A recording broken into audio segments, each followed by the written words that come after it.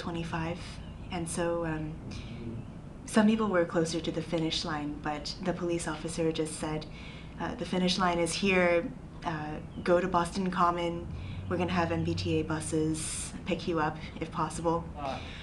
I had crossed the finish line about 4 or 5 minutes earlier, and I was at the end of the sort of finish line corrals, and I heard one very large bang, followed by a second very large bang. They sounded like they were right next to me, but then when I turned around, there was black smoke in the sky that looked like it was far away.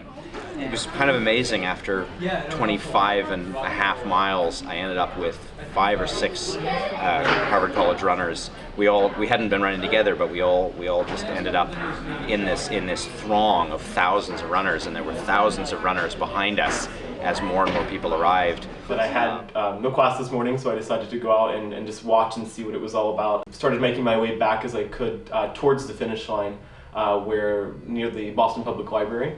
And I was about 2 blocks back towards that direction when I heard lots of folks screaming and police officers sort of in panic, talking on their radios, trying to figure out what was going on. And one of the runners who was there had actually seen the explosions herself. She didn't actually know that they were explosions. She just thought it was a celebration of some sort. I started seeing more police and emergency medical personnel running in that direction. Some police cars came by, and I asked what they advised, and they said, just get out of here. So at the time, a runner next to me broke into tears. I saw lots of emergency responders. Instantly, hundreds and hundreds of ambulances and state police officers and things sort of headed in the direction of the finish line. But none of us, neither myself or the folks around me, had any idea of what was going on. We all just sort of were in panic and shock and didn't really know what to do. We were being told to stay against the wall and just sit there and wait until further instructions. There were a bunch of us. They gave us blankets and we just walked around aimlessly for a little while.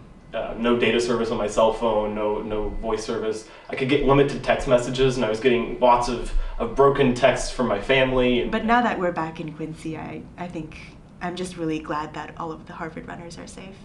I was just really grateful that I was not there at the time. So I feel very blessed to have been, able to get back and walk back and get back to a secure place, but definitely thinking about all the folks that are not quite in such a good position.